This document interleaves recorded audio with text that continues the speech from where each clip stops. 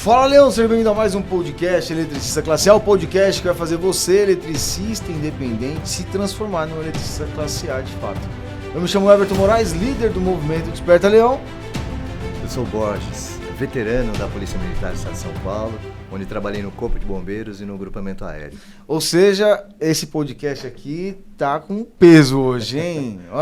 Nosso convidado de hoje veio trazer um assunto bem interessante. A gente vai trabalhar aqui a importância que o profissional da área elétrica tem para conseguir, de fato, se atentar no que se diz respeito à parte de combate a incêndio e também sabe, essa intencionalidade que ele tem que ter de segurança. Sim. No momento em que ele presta o serviço ou de instalação ou de manutenção.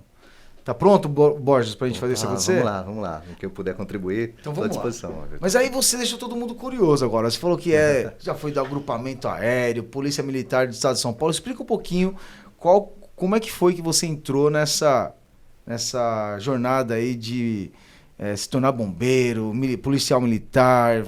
Conta um pouco da sua história pra gente. Legal, Vitor. Cara, deixa eu só pontuar aqui que primeiro, obrigado pelo convite, né? E para mim é um privilégio poder compartilhar com vocês aí um pouco da importância que eu atribuo sobre essas questões aí prevencionistas. Então, a minha caminhada dentro do serviço de emergência em segurança pública começou em 92, quando eu vi um anúncio sobre um concurso para o Corpo de Bombeiros. E pensei uns 2 dias e fui lá no último dia, no mês de setembro de 92, e fiz minha inscrição. Em 93 começou o curso de formação de soldados, eu fiz em Sorocaba, eu moro em Sorocaba, né, interior de São Paulo. Fiz o meu curso de formação de soldados lá e já iniciei, né, em janeiro de 94 no Corpo de Bombeiros, né, o 15º Grupamento de Bombeiros do Interior. E foi uma experiência de vida, realmente, trabalhar. Eu trabalhei durante 16 anos no bombeiro, nas ações, obviamente, de incêndio, salvamento, resgate, emergências médicas, atividades de mergulho. Então, em todas as áreas de emergência, né, que a corporação desenvolvia, eu tive o privilégio de participar e aprender muito. E depois de 16 anos no bombeiro, eu fui transferido para o chamado, na época, agrupamento aéreo, né? Os helicópteros Águia da Polícia de São Paulo, hoje chamado Comando de Aviação PM. Tá. E eu tive também o privilégio de trabalhar na base do litoral paulista, né? Onde fica no município de Praia Grande. E dali a gente, da área de Bertioga até a divisa com o Paraná, a gente atuou nas ações também de policiamento, né? As ações de policiamento aéreo, como a aeronave como uma plataforma de observação. Sim. E também ações de salvamento marítimo, no apoio ao GBMAR, né, o Grupamento de Bombeiros Marítimo, e também ao bombeiro ali na região de Santos e todas as cidades do litoral, na busca e salvamento de pessoas na mata. Então a gente teve essa experiência aí e com certeza no apoio ao bombeiro, muitos casos de incêndios também. Então tiveram grandes incêndios na época que eu estive, né, na ativa nessa região. Pegamos alguns grandes incêndios em regiões do porto, né, instalações do porto. Aliás, tem bastante incidência de incêndio naquela região, né? Acaba ocorrendo sim, Everton. Porque quando a gente, por exemplo, eu trabalhei numa empresa que era Toledo Balanças e a gente dava manutenção, instalação em balanças rodoviárias. Correto. E aqueles resíduos, os pós que existem de toda a parte de grãos, é uma bomba atômica aquele negócio, né? Acaba gerando isso, poeira combustível, né? Exatamente. Então, partículas combustíveis em suspensão podem gerar, como foi bem divulgado, foi bastante divulgado na época, por volta de 2004, 2005, no porto de Paranaguá, lá no Paraná. Né? Foi um silo de soja, né, com poeira, vapor combustível, acabou... É material orgânico em decomposição, acabou gerando ali a condição ideal para combustão, no caso, uma explosão. Né? Então a gente vê, e é algo que... É conhecido, né, o problema, a probabilidade do problema acontecer, e aí tem todas as medidas de contenção, né? Isso. Bom, mas quando a gente fala de incêndio em si, a gente observa o seguinte: a maior parte dos incêndios que a gente vê, principalmente em empreendimentos, né? Correto. A maioria deles tem um início com origem elétrica. Sim, sim. O que passa, assim, antes da gente falar de como que é um atendimento a uma ocorrência como essa, o que passa na cabeça da parte do bombeiro, né, da corporação, em relação a esse tipo de origem, né? A elétrica, ela realmente é uma origem. Vocês acham, porque vocês não são da área de elétrica, mas Sim. você acha que a questão de um problema na instalação ou mau uso dela, o que passa normalmente? Qual que é a conversa que roda dentro da corporação? Não, legal, Everton. A minha percepção vai na seguinte linha. Esse tipo de problema vai acontecer oriundos de 2 fatores básicos. Ou a falta de conhecimento, sim, né? No improvisar uma instalação elétrica, né? Então, ou a falta de conhecimento, que por si só gera conscientização, né? Exato. Ou a falta de padronização. Então, assim, muitas vezes tem o conhecimento e sabe que precisa seguir um padrão. E às vezes o desrespeito a essa questão da padronização. Não segue aquilo que está preconizado, um padrão. Uhum. Então acha que vai ser possível adaptar, ajustar, e isso invariavelmente vai levar para um evento indesejado. Porque se você parar para analisar, né, a gente escuta muitas pessoas falando assim, mas a elétrica é um negócio simples, né? Eu coloco uma extensão lá, eu ponho um T, troca o disjuntor para mim para um disjuntor de maior capacidade. Então, assim, sendo da área de elétrica, a gente entende algumas coisas importantes no que se diz respeito à parte de dimensionamento. Sim. Ao mau uso também, quando o cliente vai... eu falo do cliente porque eu estou pensando na cabeça do eletricista, que é eletricista independente, né? Mas quando a pessoa, o usuário da instalação, decide fazer o uso de um T, aqueles benjamins... Exato. É claro, né?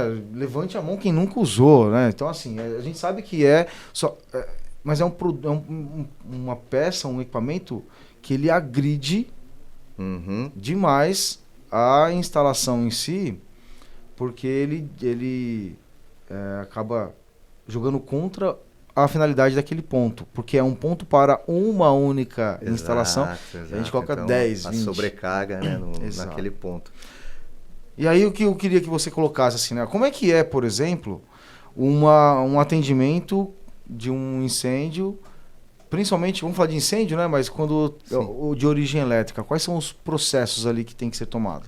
Não, com certeza, o principal objetivo no atendimento de uma ocorrência, assim, seja de um atendimento da corporação, né, pensando numa viatura, numa unidade de bombeiros que vai para o local, quanto no profissional. Um profissional da área. Então, se deparou com uma situação de um incêndio com origem elétrica, é o risco, né, voltado justamente para aquele circuito elétrico. Então, ou seja, é garantir que aquele perigo presente que deu origem à combustão seja neutralizado. Certo. Então, a primeira preocupação seria a questão de condução elétrica e não ser vítima de um choque elétrico, não se tornar parte da ocorrência, como a gente disse. Exatamente. Né? E depois, porque a partir disso, Everton, na maioria dos princípios de incêndio, que é o principal objetivo em todo o conceito prevencionista, é tomar as medidas preventivas, né, as medidas de mitigação do risco, para que não ocorra. Porque se ocorrer, você tomando essas medidas, você consegue já interromper essa reação em cadeia, que faz parte da teoria química do fogo, já eliminando a fonte elétrica. Legal. Então, a fonte geradora, né? O que a gente chama de fontes de ignição. No caso, energia elétrica, você eliminando essa fonte, você já praticamente fez o principal para combater, para extinguir aquele incêndio. Legal. E eu já não vou falar o nome de empresas aqui, né? Mas eu já trabalhei em empresa onde um caminhão encostou com um Munk na rede elétrica, e aí começou a ignição nos pneus dele ali, ou seja, começou a pegar fogo.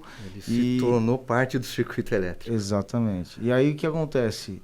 A primeira reação das pessoas, quase que eles jogaram água para apagar aquele fogo, né? Então, a gente vê algumas faltas de conhecimento muito grande no processo. Outras situações também que eu já vi foi em caso de extrema emergência, a gente vê, por exemplo, o bombeiro sabendo o que tem que ser feito, apagando um incêndio em uma rede de distribuição, o fato de não conseguir fazer a cessão da energia elétrica, eles com posse do conhecimento, vocês com posse do conhecimento, fazer esguichos de água para que não tenha continuidade da água.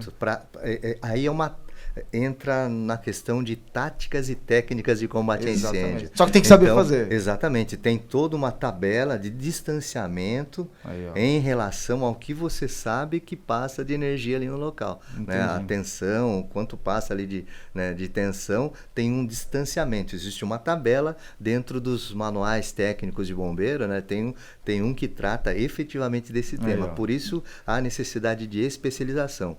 O bombeiro, quando ele se forma, né, no curso inicial, ele tem o conhecimento básico para ser um profissional da área de segurança pública, né, de intervenções nas ações de bombeiro. Sim. Mas existem vários cursos de especialização, onde eles vão buscar, né, o conhecimento, a construção do entendimento de dados técnicos, buscando os profissionais da área, né, de engenharia, né, os técnicos da área de elétrica, justamente para compor, né, esses requisitos para ter a garantia de uma ação efetiva com segurança. Claro, e ele, como detentor do conhecimento e sabendo o que está fazendo, eles podem fazer essa intervenção. É possível fazer. O caso do profissional da área de elétrica, Borges, porque imagina o seguinte, né? O eletricista, ele precisa ter essa visão clara de que ele, na verdade, vai conceber uma instalação elétrica e se ele fizer coisas erradas, ele pode comprometer aquilo para um possível problema lá na frente, né?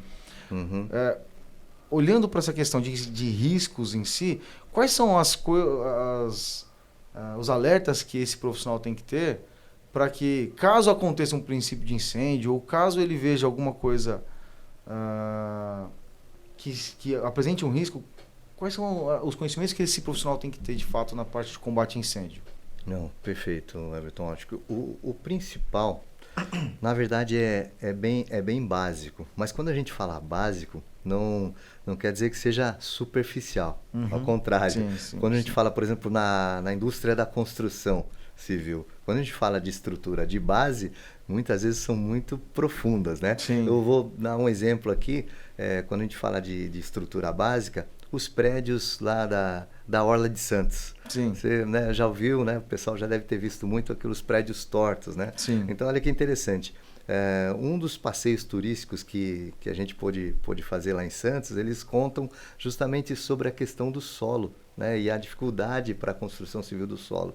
Então, para poder construir um prédio lá, muitas vezes de 60 metros de altura, tem às vezes 80 metros de profundidade, né, a base para sustentar toda aquela estrutura. Perfeito. Então, o nosso conhecimento para combater incêndio não é muito diferente. Então, a minha orientação, minha sugestão para o profissional da área de elétrica é aquela recomendação de Sun Tzu no livro Arte da Guerra. Se você conhece bem a você mesmo, conhece bem o seu oponente, o seu inimigo, você não precisa temer o resultado de 100 batalhas, né? Porque em algumas você vai avançar, outras você vai esquivar, se reorganizar, entender o terreno, esperar o momento certo para fazer a intervenção.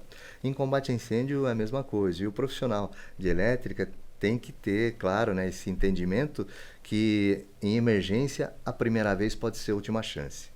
É a primeira orientação. Então, conhecer os riscos potenciais e os eventuais. Então, quando ele tem esse entendimento, Everton, ele vai ter a tranquilidade para agir numa emergência. E aí o passo seguinte é ele ter muito tranquilo o entendimento sobre teoria química do fogo. Ou seja, como se forma o fogo, como se comporta o fogo, que a gente chama de comportamento do fogo na química do fogo. Então, como o fogo se propaga, o que é necessário para ele existir, como a gente faz a extinção. Então, esse conhecimento básico vai ser o conjunto, né, de ferramentas para ele poder fazer uma intervenção em qualquer situação, seja num princípio de incêndio ou numa situação onde o calor, a energia já se propagou. Então, ou seja, dentro de teoria de fogo, o profissional de elétrica também tem que saber entender e reconhecer as fases do incêndio. Legal. Aliás, é isso que a gente é exigido do profissional quando ele está fazendo um treinamento ali de segurança, igual o NR10, Sim. que por sinal o Borges é o nosso professor do treinamento de NR10 aqui da Sala da Elétrica, mas conhecer as fases do fogo e também como combatê-lo e não se desesperar em uma situação como essa é algo importante, né? Exato. E quando a gente fala de origem elétrica como ignitor de um incêndio, é muito comum as pessoas associarem o início do incêndio com elétrica assim, ó, um curto-circuito causou o incêndio. Uhum. E eu tenho como diria, né, um ranço com esse negócio, porque esquece o curto-circuito. Eu tenho uma teoria comigo que eu quero falar e eu quero que você coloque sua palavra em relação a isso. Certo. Porque é a sobrecarga que a gente tem que ficar atento a respeito do que é o ignitor do incêndio. Uhum. Por que eu falo muito que não coloquem o curto-circuito como base, e sim usem aí a visão da sobrecarga? Porque quando a gente fala do curto-circuito, o consumidor final, o eletricista, quem seja, não importa, eles não conseguem encontrar, por exemplo, uma solução para evitar um curto-circuito. Porque o que é um curto-circuito? Um curto-circuito é, de repente, um fio encostando no outro, é o que as pessoas pensam. Sim. Quando eu falo de sobrecarga, eu falo assim, olha, a sobrecarga ela gera o incêndio. Sim. As pessoas conseguem saber que elas estão errando em função da sobrecarga. Elas sabem quando coloca 3 tomadas lá, 3 equipamentos na tomada. O que você tem a respeito de... Eu estou certo nessa minha percepção? Não, eu entendo perfeitamente seu raciocínio e consigo fazer até um paralelo dentro de gerenciamento de risco de incêndio. Legal. Nós temos, vamos pegar seu raciocínio, né? Falando sobre sobrecarga. Em gerenciamento de riscos de incêndio, nós temos várias normas, né, e legislações. Né? Nós temos legislação federal, as legislações de cada estado, né, tem a sua regulamentação, os municípios, além das normas técnicas, né, na ABNT, a BEND, nós temos a internacional, né, Eletrotécnica Internacional, né, nós temos a NFPA, nós temos as normas europeias. E, então, assim... esse conjunto normativo, né, de requisitos normativos visam no gerenciamento de risco de incêndio, que tem a ver com fontes de ignição, dimensionamento de carga de incêndio. Dimensionamento de carga de incêndio. Carga de incêndio. Então, por exemplo, por isso que eu falei de fazer um paralelo. Você tocou num assunto bastante interessante sobre a sobrecarga. Então, vamos pensar um pouquinho, independente da energia elétrica. Vamos pensar numa edificação onde precisa acumular algum material num processo de produção. Sim. O que o gerenciamento de risco diz? Olha, ao invés de colocar 1 tonelada aqui, em tantos metros quadrados, né, concentrado, vamos dividir em porções menores com um intervalo entre elas. Entendi. Porque em caso de ignição, a proporção é menor ali. Exatamente. Você tem o risco chamado compartimentado. Entendi. Então, é o paralelo que eu faço nessa sua observação sobre sobrecarga. Exato. Então, sabe essa distribuição, né? Essa distribuição na instalação elétrica vai fazer, né, de acordo com os disjuntores, etc. Exatamente. E o uso final, né, por exemplo, o morador de uma residência. Vamos nem falar de instalação industrial, comercial. Pode ser o próprio morador lá fazer a sobrecarga no uso inadequado daquilo que foi dimensionado corretamente. Se foi dimensionado corretamente. Isso, né? Partindo do princípio que obedeceu aquela padronização das normas. Perfeito, porque realmente a gente observa os comentários e eu falo isso porque nós escutamos até dos canais de comunicação. Um curto-circuito gerou um incêndio no Museu do Rio de Janeiro. Fala, cara, não foi um curto-circuito. Um curto-circuito pode ter até gerado, tudo bem, bacana, mas por que aconteceu o curto-circuito? Em 90% dos casos foi uma sobrecarga. E é muito melhor eu considerar que é a sobrecarga, porque aí eu consigo fazer um exercício mental para saber o que é que eu preciso fazer para evitar um curto-circuito. Sim. Ou uma sobrecarga. Sim. O curto-circuito a gente não consegue fazer um exercício de como é que eu faço para evitar. Né? Quando eu começo a conscientizar de uma maneira com que as pessoas tem um direcionamento do porquê, de fato, elas começam a falar assim, poxa, então eu consigo evitar isso. Se eu não colocar numa única tomada, a geladeira, micro-ondas e o fone elétrico, eu diminuo a probabilidade de ter uma sobrecarga aqui. Se eu não trocar o meu disjuntor por um disjuntor maior, porque isso a gente...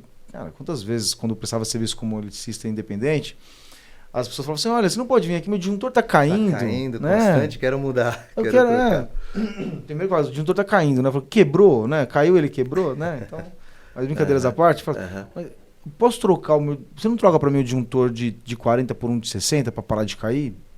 Uhum. Ou seja, é um pouco de falta de conhecimento, né? Sim. E o problema é o profissional aceitar, ser conivente com isso. Exatamente. Muito interessante, Everton, esse ponto que você falou, com relação a o profissional, ele tem o que a legislação chama de dever de cuidado, ou seja, é aquele agente que deveria saber, né? Ou que sabe, ou pelo menos deveria saber. É isso que o texto da legislação fala quando traz para a gente teoria da previsibilidade. Não sei se é familiar para você esse termo. Teoria da previsibilidade fundamenta a culpa, por exemplo, no Código Penal. Sim. Né? Então é esse agente que, por ação ou omissão, né, deu causa a um evento ilícito ou indesejado. Então, eu ia chegar nesse ponto com você também, já que você já... antecipou aí, mas foi muito pertinente para esse momento da conversa, que é o seguinte, né? Quando é que o profissional ele pode assumir uma culpa, de fato, de um princípio de incêndio, por exemplo? Não é comum a gente ver a pessoa foi condenada por ter feito a instalação elétrica e pegar fogo na instalação XYZ. Mas quando é que isso pode acontecer de fato, assim? Porque eu preciso... Tem várias coisas no contexto. Tem que ter uma prova real, X, Y, tem que ter uma série de contextos, mas é possível que a gente encontre uma falha na parte de instalação elétrica que possa originar, acusar ali ou colocar como culpado o profissional? Certo. Com certeza, uma das linhas de análise de causas ou numa investigação, seja na esfera civil ou criminal, ela vai buscar os elementos, né, que concorreram para aquele acontecimento. Certo. E com certeza, se tiver um profissional da área de elétrica envolvido num acidente onde a ignição, né, foi fonte elétrica, com certeza isso vai ser verificado. Então, o que vai ser verificado, e aqui é muito interessante, vou fazer um comentário, eu acho que talvez para o profissional da elétrica seja óbvio, mas o óbvio só é óbvio quando se é falado, né, quando se é dito e principalmente quando se é entendido. Certo. Então serve tanto para o profissional da área de elétrica quanto para o usuário. Então olha que interessante, a questão de responsabilidade. Quando o profissional tem o conhecimento, tem sua especialização, claro, ele vai agir de acordo com os requisitos normativos, né, da regulação da ação profissional dele. Então, ele seguindo todos esses critérios, minha dica é ter um registro. Ter um registro, como um memorial descritivo daquilo que foi feito, um relatório, um arquivo. Isso é fundamental, Everton, porque senão pode ficar incógnita e pode ficar subjetivo que realmente foi uma falha humana do profissional da área que atua com elétrica. Então, porque com certeza vão se buscar. Quando acontece um evento, principalmente que gera aí um dano, principalmente dano à vida, dano ao meio ambiente e dano ao patrimônio, vão querer achar um responsável. Sim. Né? Sempre vão querer. O caso do CT do Flamengo. Exato. Que aí, eu lembro... Né, eu nem estava na pauta falar disso aqui, mas eu lembro que naquela ocasião eles começaram a investigar e chegaram ali na empresa que dava manutenção no ar-condicionado. Ou seja, eu não sei como que foi o desenrolar dessa história depois, mas eles queriam colocar a transferência de culpa ali na parte da empresa de manutenção de ar-condicionado. Você lembra dessa história? Sim. Inclusive, quero fazer uma observação aí justamente sobre o que tem no histórico da análise de investigação desse evento aí. Realmente foi reportado, foi colocado, né, a ênfase sobre a manutenção do ar-condicionado. Mas agora eu vou fazer uma pergunta. Você lembra como que era a instalação desses locais? Desses locais era aí? tudo em lata, né? Containers. Containers, agora é eu pergunto, esses containers, estavam regularizados de acordo com o decreto estadual Também não. de prevenção contra... Não estavam, entendeu? Então você vê, são eventos, cai naquilo que você citou anteriormente aqui. O profissional da instalação, Sim. do ar-condicionado, ele contribuiu? Contribuiu. Uhum. Né? Mas a responsabilidade já vem anterior. Exato. Então ele pode sim responder por isso, mas se vai ser condenado ou não, se vai ser atribuído, né, a culpa a ele ou não, né, aí vai ser um critério, né, que a legislação vai resolver.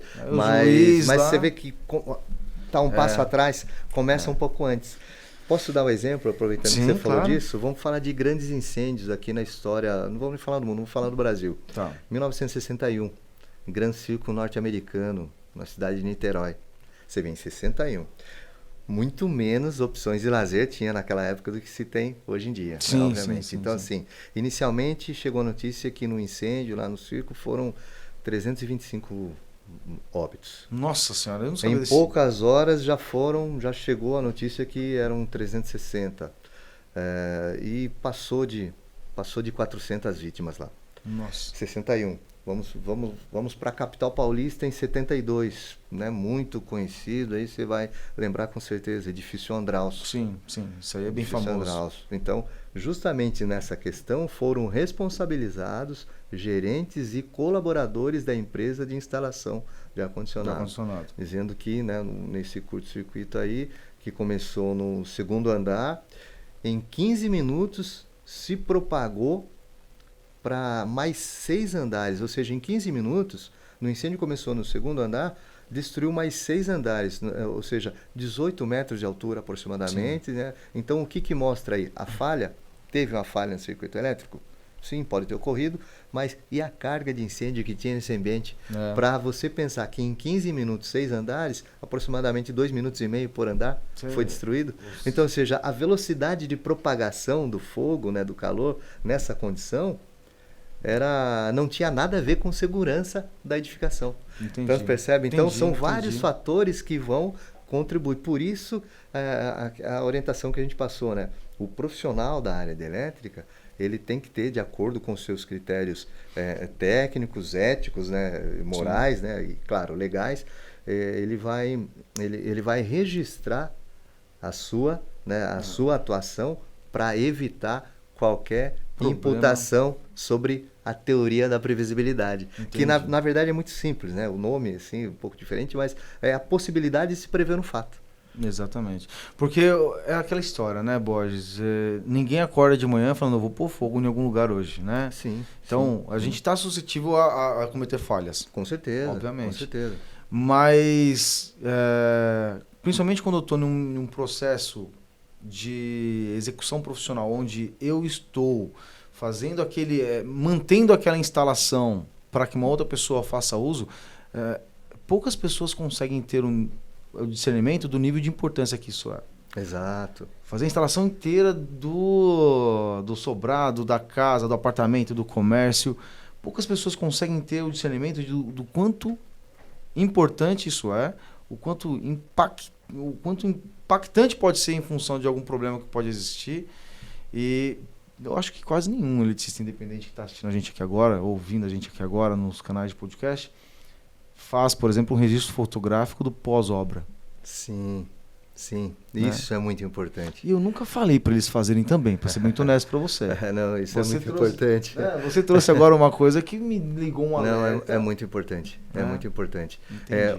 Posso dar um exemplo, assim, bem rapidamente? Olha, a gente fazia até em algumas empresas, né, assim como uma forma até, claro, de educação pública. Sim. A gente fazia tanto no bombeiro como no grupamento aéreo, a gente fazia uma palestra que se chamava a logística de segurança do Águia, né? Que é a aeronave, né? Os helicópteros. Então, como que é a estrutura, a logística de segurança? Ou seja, para a gente conseguir utilizar uma aeronave de asa rotativa, né, um helicóptero, para fazer um salvamento, para fazer uma ação de alto risco, onde a gente está desafiando as regras de segurança, regras internacionais de segurança, voando abaixo da chamada curva do homem-morto, né, que estão nos parâmetros, né, de voo, para fazer um pairado e uma intervenção. Então, para poder chegar e garantir a segurança dessa execução, existem as responsabilidades, as tomadas de decisões que, claro, na ponta da linha vai com aquela habilidade extrema do piloto que está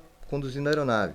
Né? Vai do olhar do tripulante que vai executar as operações da ocorrência propriamente dita, com a proficiência do mecânico que preparou a aeronave e a conferência dessa aeronave. Então, ou seja, quando a gente pensa na ocorrência, a gente tem que voltar lá atrás. Tem que pensar no começo do dia, quando todo mundo chegou, fez o briefing, você está bem, você está legal, como que você está? Está em condições hoje e tal? Não, hoje eu não estou. Não, tranquilo, você fica, hoje se der alguma ocorrência vai outro, ou seja, já organizou a equipe, vamos olhar o equipamento agora. Os mecânicos faziam a conferência, os dois pilotos, um fazia a sua conferência, o outro fazia outro. Se tivessem 4 tripulantes, os 4, cada um no seu tempo, ia e fazia a sua verificação. Redundância. Ou seja, exatamente. Sabe? Então, assim, aquilo que eu não consegui observar, o outro tripulante poderia observar. Sim. Aquilo que um piloto não observou, o outro piloto observaria. Né? Aquilo que o mecânico eventualmente não observou, preocupado com outras coisas, né? Dando ênfase para outras coisas, outro componente da equipe observaria. Então, no gerenciamento de risco, né, contra incêndio, né, o profissional da área de elétrica, ele tem que ter esse entendimento, essa tranquilidade, né, nessa clareza. Começa nas ações de engenharia, né, todo o planejamento, toda a configuração, e ele vai ser o elo de ligação com esses outros fatores. Né? A exemplo da frase do Exército Brasileiro, né, nenhuma corrente é tão forte quanto o seu elo mais fraco. É verdade. Não tem como, né? É aquela história, eu já ouvi esse termo, eu já tinha escutado, mas não tinha me ligado assim no nível de importância. Que realmente eu posso ter a corrente mais forte do mundo ali, mas se eu tenho um elo... Vai quebrar no elo mais fraco. Exatamente. Num sistema de cordas, né, para atividades esportivas, ou salvamento, ou trabalho em altura, você vai usar a corda... onde é o ponto mais fraco da corda? Você pode ter uma corda, né, importada de fator de segurança 15/1, por exemplo, mas se faz um nó inadequado, que dá uma sobrecarga no sistema, um nó pode dar uma sobrecarga no sistema de cordas e a corda vai arrebentar ali, vai arrebentar no nó. A corda pode ter capacidade de carga de ruptura para 3.200 quilos. Sim. Para pendurar uma pessoa de 80 quilos, ou seja, tem sobra, tranquilo. E tal, pode, né? Agora, se você faz um determinado nó, você pode perder até 60% da capacidade de carga. Ou seja, você inutilizou todo o fator de segurança que tinha ali naquele. Então, é a sobrecarga do circuito elétrico que você citou. E é a mesma coisa mesmo. Porque não adianta nada eu fazer toda uma infraestrutura elétrica... Exato. Incrivelmente técnica, obedecendo todas as normas. Curioso, né? Você vê, são algumas comparações simples, né? Mas você vê que tem uma relação interessante, né? Sim. Porque o maior problema que a gente observa é que assim, sempre vai ter uma tendência de transmissão de culpa de um lado para o outro, né? Então, com certeza, sempre tem isso, né? Com certeza. Só que, de novo, queria ressaltar que, poxa, ninguém chega e vai executar algo pensando em botar fogo na casa. Claro. Com certeza, as pessoas, tendencialmente, elas acordam querendo fazer o bem, né? Pelo menos a gente acredita nisso. Sim, né? sim. A maioria é assim. A maioria é assim, né? Então, às vezes, numa correria, numa pressa, acaba perdendo um detalhe, e esse detalhe pode ser perigoso, né?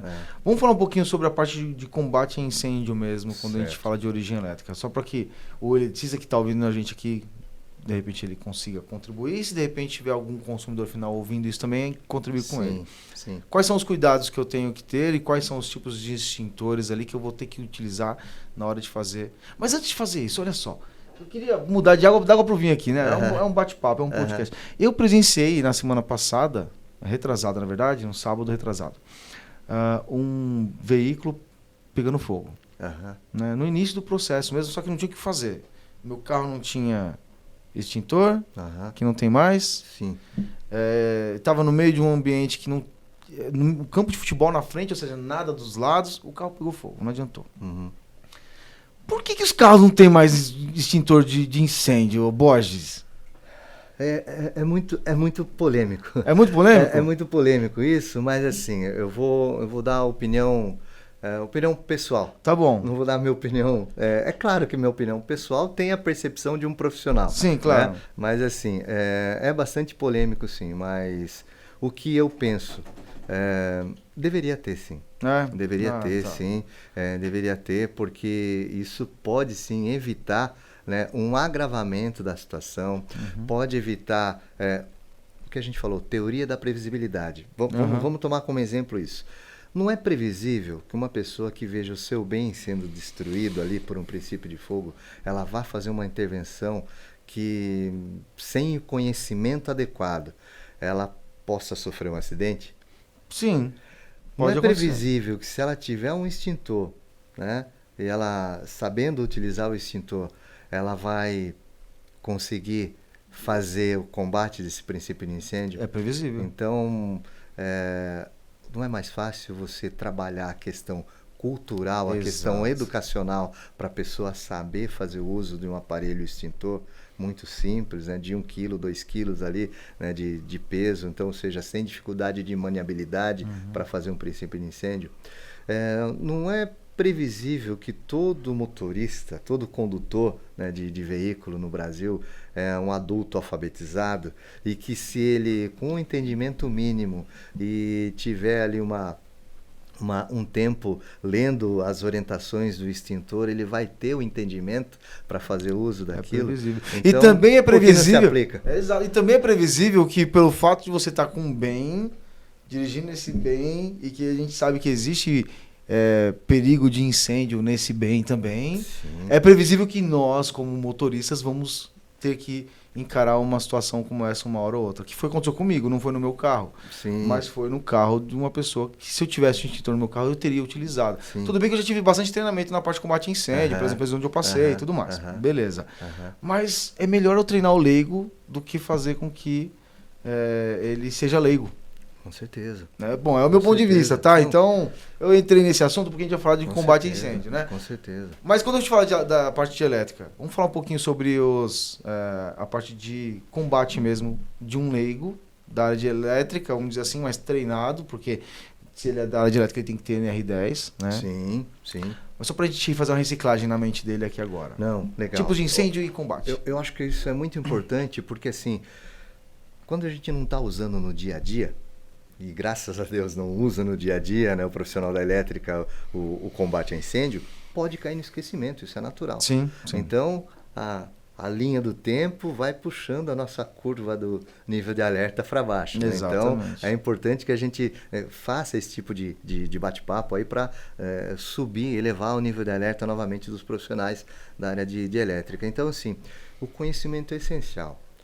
Claro, as classes de incêndio, né, saber que o incêndio classe C é o elétrico energizado, o principal risco, o choque elétrico, né, a condução de eletricidade, não se tornar uma vítima, não se tornar parte da emergência, e não usar agente úmido. Né? Parece óbvio, mas é importante a gente falar. Então, nós temos aí os agentes extintores que podem ser mais adequados de acordo com cada cenário. Então, em circuitos elétricos com componentes sensíveis, né, painéis com componentes elétricos sensíveis, o ideal, né, o mais indicado, que seria o uso do CO2, né, para evitar, né, o resíduo, né, do pó químico, né, que muitas vezes pode trazer mais danos do que o próprio princípio de incêndio quando você faz o corte da energia elétrica. Aí seria mais danos materiais, na verdade. Exato, exato. Entendi. Então nós temos, né, o CO2, que é o principal aí para evitar deixar resíduos, e é eficiente em ambientes fechados, né? Se a gente for usar em ambiente aberto, né, ele se dissipa muito fácil, então vai perder sua eficiência.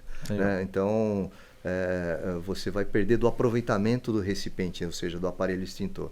Agora, nós temos também os cilindros de pó químico, né, os chamados BC, né, os indicados para classe B de incêndio, são os líquidos e gases inflamáveis, né, combustíveis, e os elétricos energizados. E temos também o sulfato monoamônico, que é o chamado extintor de pó químico seco, né, também para classe ABC.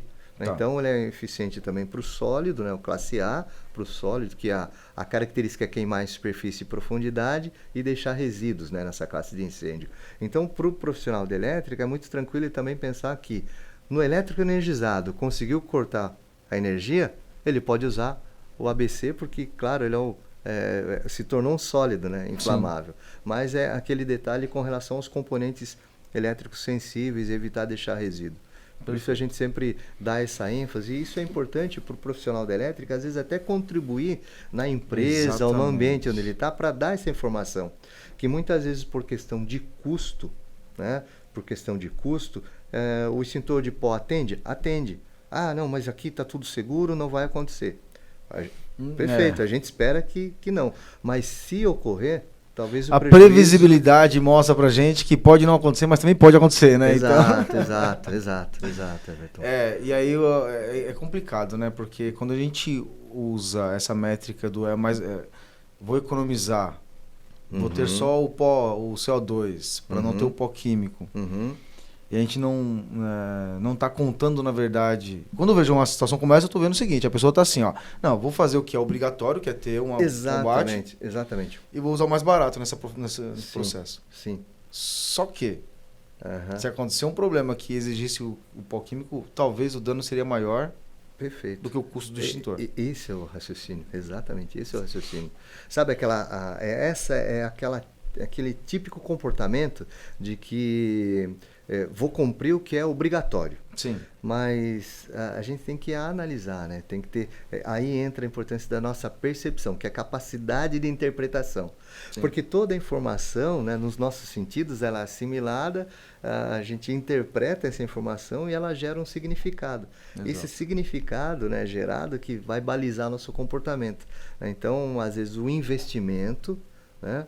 É muito melhor fazer esse investimento um pouco mais pesado na questão de aparelhos e agentes extintores mais adequados, né, com o pessoal treinado, né, capacitado, para em última instância, ocorrendo uma emergência, minimização de consequências. Né? Exato, ou seja, fazer a coisa certa, no momento certo e com o recurso certo. Né? Exatamente, porque exatamente. Se tiver um extintor que não vai me ajudar ali, vai só atrapalhar, na verdade. Com certeza, com certeza. É um detalhe importante. Mas é isso que é importante, né? O eletricista, o profissional da área de elétrica, quando ele está escutando a gente, saber o que fazer, como fazer e como instruir as pessoas. Exatamente. Porque ele vira um multiplicador, multiplicador, né? Com certeza. E alguns detalhes, Everton, se me permite, queria lembrar também para isso, porque como não está no uso diário, olha, eu já vi, inclusive em vídeos institucionais, as pessoas fazerem algumas demonstrações falando de como utilizar o extintor e mostrando, por exemplo, o uso do extintor de CO2, que a gente citou pela eficiência dele, né? No caso para otimizar, né, o uso com o mínimo de impacto sobre o circuito elétrico. E a pessoa acabou de falar a parte teórica, na hora de fazer a prática, usou o aparelho extintor de forma errada. Nossa. E é uma coisa simples, mas é um detalhe que muda tudo. Né? Então, assim, o uso do extintor de CO2, ele tem que ter um cuidado adicional também. Primeiro, por conta do peso. Sim. Segundo, por conta da pressão de carga de trabalho, a qual ele é envasado o gás. Né? Então, ele libera, né, a velocidade, né, de liberação do gás, ele vai criar uma energia eletrostática, né? Então, se a pessoa tiver contato com a mangueira, pode sofrer ali, tomar um zamp ali, né? Ele pode tomar um zamp ali. Então, isso ele pode se assustar, soltar, derrubar. Não há nada tão bom que não possa ser melhorado, e não há nada tão ruim que não possa ser piorado. Então, ele pode tomar um zamp, derrubar o extintor e ter uma fratura no pé também. Então, saber que o extintor de CO2 ele é muito eficiente e deve ser a primeira opção realmente para elétricos energizados, na minha opinião. Sim. Mas eu tenho que saber usá-lo. Então, eu não posso segurar nem na mangueira, nem no difusor, que é aquela parte icônica lá, porque ele vai congelar também pela velocidade de passagem do gás, né, que cria energia eletrostática e vai criar o congelamento no difusor. Então, existe um lugar específico para segurar entre a mangueira e o difusor, que é a empunhadura, ou manopla, ou punho, né? Tá. Não importa o nome, importa que tem um local certo para a gente fazer a maniabilidade dele, né? Então... E é legal você comentar isso, né? Porque imagina só, o profissional ele está fazendo um combate a um princípio de incêndio de origem elétrica, aí ele cessou a origem, que seria a eletricidade, e de repente ele leva um choque estático na hora de combater o incêndio. Exato. Ele vai entender que é um choque estático naquela hora? Então, na hora, a tempestade adrenérgica, né? Pelo sufoco da situação, pode... Né? Ele vai falar assim, opa, tá dando choque aqui ainda, ele né? pode, exatamente. Ou seja, é verdade. Pode gerar, inclusive, um pânico no local, né? Exato, então, exato. Você imagina, o profissional de elétrica, vamos pegar o profissional de elétrica como o primeiro personagem para fazer o combate a incêndio ali. Tá. O profissional da elétrica chegou para combater o incêndio num circuito elétrico e ele está tomando choque, imagina quem está em volta. Exatamente. Cara, pronto, está instalado o pânico no cenário. Exato. Né? Só piora a situação. Pode falar. Uma coisa que eu acho muito interessante é que o profissional da elétrica saiba o seguinte: o princípio de incêndio ele vai ser combatido com um aparelho extintor portátil, né, com os extintores. Sim. Se o incêndio já se propagou, principalmente numa edificação onde tem um local compartimentado, é importante que ele saiba, dentro da teoria do fogo, as fases do fogo, Everton. Tá. Né? Então, o fogo tem a primeira fase, que é o princípio de incêndio. Pouca produção de fumaça, de gases, né, que são aquecidos, perigo para as vias aéreas e também podem ser tóxicos. O calor ainda é suportável para se aproximar e fazer o combate com o aparelho extintor. Né? Mas aí nós temos, se não for realizado a extinção do incêndio nessa primeira fase, se instala a segunda fase, onde todos os materiais combustíveis no ambiente já recebem a propagação do calor, né? Ou através da convecção, que são os movimentos dos gases aquecidos, né? Que além de calor, eles levam também partículas de combustível em suspensão. Sim. Eles vão aquecer outros materiais combustíveis que vão entrar em ponto de fulgor, né? Que vai desprender gases inflamáveis e pode acontecer, por exemplo, o flashover. Então, se a temperatura no ambiente, né, quando o profissional da elétrica for fazer um combate, ela estiver muito alta, e ele perceber a grande quantidade de fumaça no ambiente, é importante que ele use um nível de proteção mais adequado. Talvez o aparelho extintor não seja o mais adequado para adentrar aquele ambiente lá, porque ele vai fazer o uso do aparelho, ele vai também conduzir por arrasto, na movimentação dele, conduzir o comburente. Exatamente. Que é o oxigênio, elemento que dá vida às chamas. Quando ele está se deslocando para fazer o atendimento. Pode ocorrer o flashover, por exemplo. Nossa, a queima de todos. Eu vi aquele vídeo que você me mostrou lá do flashover. Sim, do flashover, então, exato. só para vocês imaginarem aí, porque tem pessoas que estão assistindo, tem pessoas que estão ouvindo a gente aqui, né? Então, só para vocês imaginarem, flashover é quando você tem... Me corrija se eu estiver errado, tá bom? Eu só aprendi direitinho lá, né? Quando você tem toda a parte de gases produzidos em função do incêndio, dominando aquele ambiente, só que aí, de repente, ele já está com ausência já de oxigênio naquele espaço. E o primeiro contato com o oxigênio, aí eu tenho a tríade ali do fogo, e aí eu tenho um incêndio nos gases. Exato, é isso? Exato. Então nós temos dois fenômenos bem parecidos que distinguem a segunda fase do incêndio, que é essa fase que pode ocorrer o flashover, né? E também o chamado pré-backdraft e o backdraft. Tá. Que é essa condição onde eu tenho essa condição que você falou. Eu tenho pouco comburente, normalmente o comburente, né, o elemento que dá vida às chamas, vai ser o oxigênio, né, numa condição normal aí. Então, oxigênio do ar atmosférico. Então, eu tenho pouco comburente no ambiente e na movimentação, na abertura de uma janela de uma porta, eu estou alimentando esse ambiente que já tem os componentes do fogo com o elemento que da vida às chamas. Então pode ocorrer realmente uma explosão daqueles... Então não é engraçado isso? A gente imaginar que quando a gente quer apagar a vela, a gente assopra, mas eu de repente não posso abrir a janela para fazer o combate a incêndio. É engraçado isso, né? Olha que interessante. A gente falar assim, pode falar, não, a gente está procurando falar de uma forma bem simples, mas assim, a teoria química do fogo, ela é bastante interessante e tem muita literatura sobre isso. Mas a gente pode ver isso, Everton, na nossa churrasqueira. As 3 fases do incêndio. Sim. Fase inicial, quando você coloca lá aquele ativador, pouca produção de caloria, pouca produção de gases aquecidos. Sim. Quando ele propaga o fogo para os outros, né, os outros materiais combustíveis, para todo o carvão da churrasqueira. Tá tudo queimando, tá tudo em chamas, em labaredas ali. Sim. Mas ali a gente não vai colocar carne para assar, vai? Não. A gente vai esperar o quê? Ficar só o braseiro, O né? braseiro. A É isso terceira fase do fogo, combustão abafada, ou chamada queima lenta, onde tem pouca produção de, Dos gases. perdão, tem alta temperatura, mas tem pouco oxigênio no ambiente.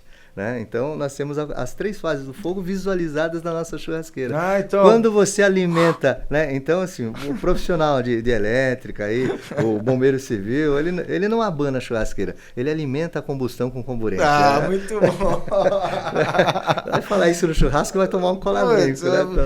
As duas, ou o cara vai falar assim, esse daí tá muito bêbado já no churrasco, ou vai falar assim, ó, tá estudando demais esse cara, né? Esse cara tá meio maluco, né?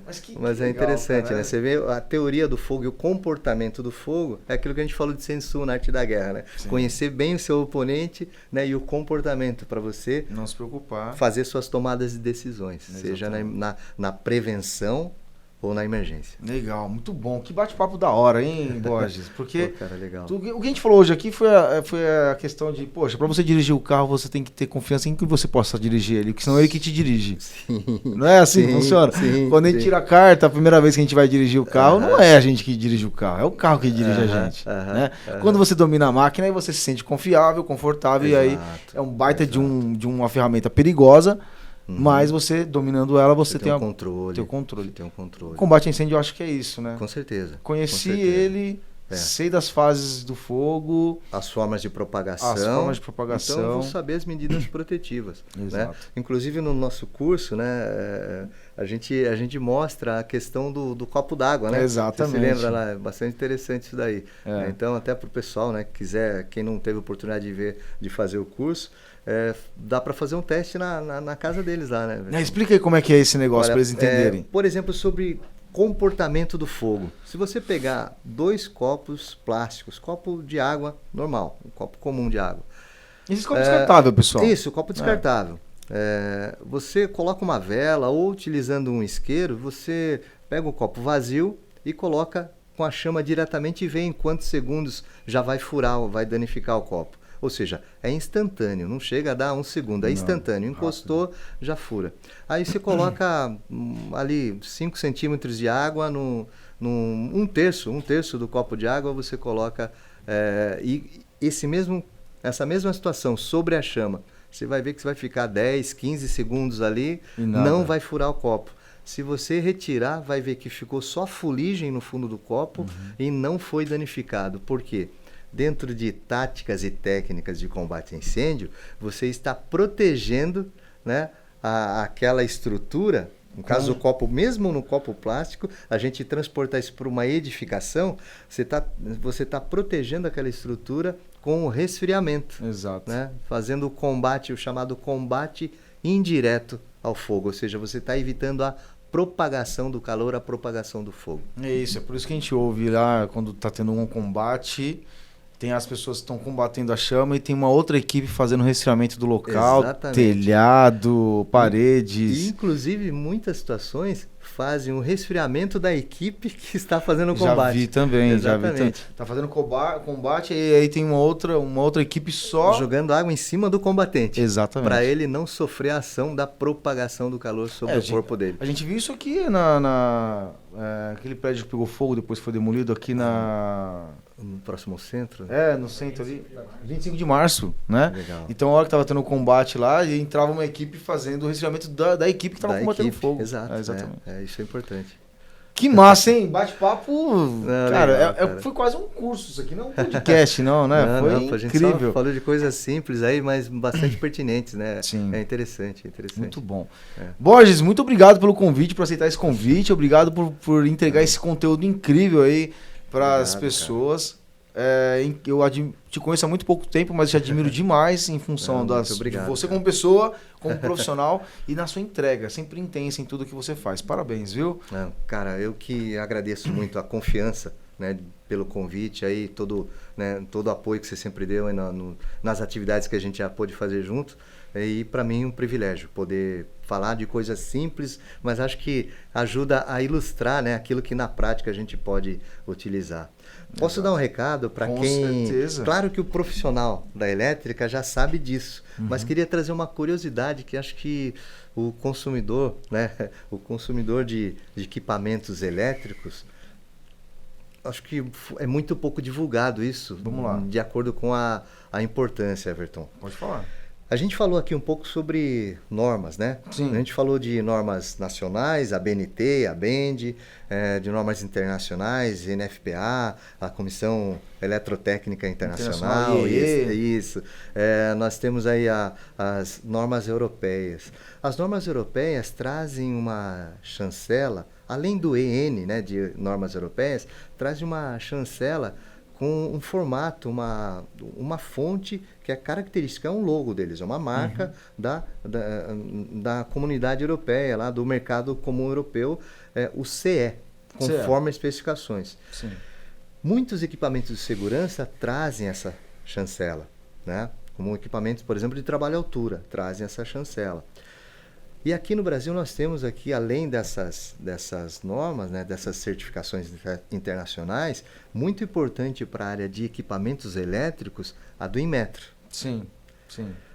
Então, alguns equipamentos no mercado comuns, como carregadores de celular e outros elétricos aí que a gente usa na tomada, às vezes num Benjamin, né, dentro da casa, né? Então, olha, tem até isso. Olha só como a gente pode encontrar outros fatores, né, que com predisposição para fazer a sobrecarga que você citou. Sim. Muitos equipamentos. Eu faço um desafio para quem está assistindo aí para observar isso aí, que com certeza você vai encontrar na sua casa. Equipamentos que têm essa chancela CE, mas não é conforme especificações. Não tem nenhum número. Normalmente quando tem CE da conformidade europeia, tem um CE e um número que indica qual é a norma que ela conforme a especificação daquela norma. Sim. Né? O que a gente encontra no mercado vem lá um CE que é já para ligar, né, o pensamento da gente, dar uma sensação de segurança. Aquilo lá tem a ver com importação. Sério? Exportado da China. Tá brincando comigo? Pode observar. Quer uma prova? Não, isso tá de brincadeira comigo. Quer uma prova? Aí os caras fazem com a mesma fonte característica a mesma fonte, em que pese o artigo 5º lá da legislação das normas europeias, do mercado comum europeu, eles têm no artigo 5º justamente esse texto na íntegra, que é proibido o uso de qualquer logo com a mesma fonte que seja sugestivo ser normas europeias. Dá uma olhada aqui, ó. Deixa eu ver, com licença. Peguei o celular pra vocês. CE. E esse CE Cadê aqui? o número? Esse CE é o mesmo código da fonte que é onde tem o logo. Você vai encontrar em tomadas de carregadores de celular e tem assim mesmo, por diante. Brinquedos.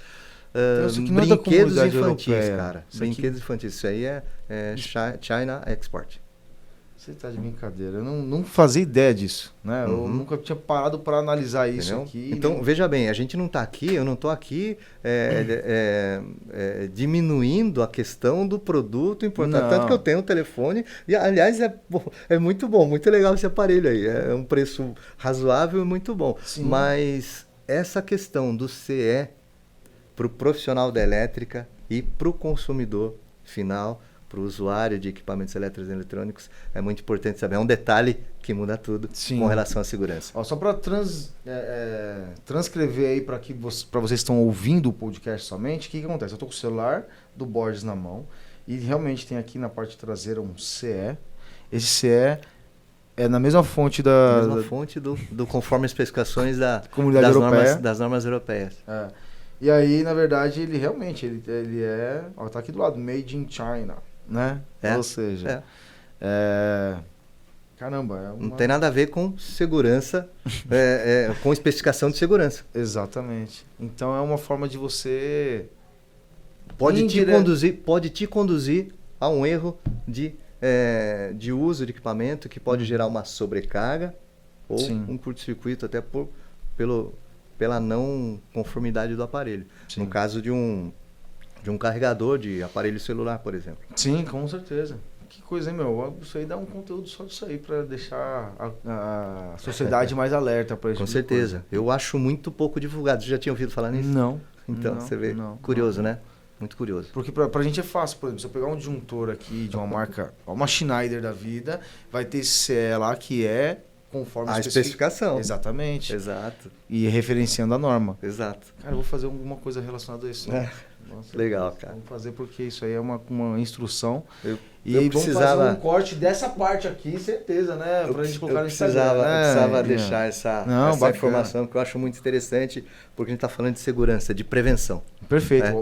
Agradecido por essa instrução aí, porque aí a gente consegue disseminar ainda mais essa informação. Mas isso aí é algo que eu não tinha me dado conta ainda. Uhum. Eu nem sei se eu ouvi isso em algum momento. De verdade Não, legal. Muito obrigado. Cara, muito bom, muita coisa aqui, um podcast incrível. Achei incrível, tenho certeza que as pessoas que estão assistindo a gente aqui agora, ouvindo a gente aqui agora, também devem ter gostado demais, Borges. Bom, cara, eu que agradeço a oportunidade, cara. Parabéns aí por toda a história. E sinta-se à vontade para voltar sempre aqui nos nossos podcasts, os vídeos e tudo mais, beleza? Tá certo. É isso daí. Até mais. Então, leões, é isso. Aguardo vocês no próximo podcast, na próxima quinta-feira. Bom, não tem o horário certo, mas é sempre nas quintas-feiras que a gente coloca o podcast para vocês. Um forte abraço e nos vemos na próxima quinta-feira.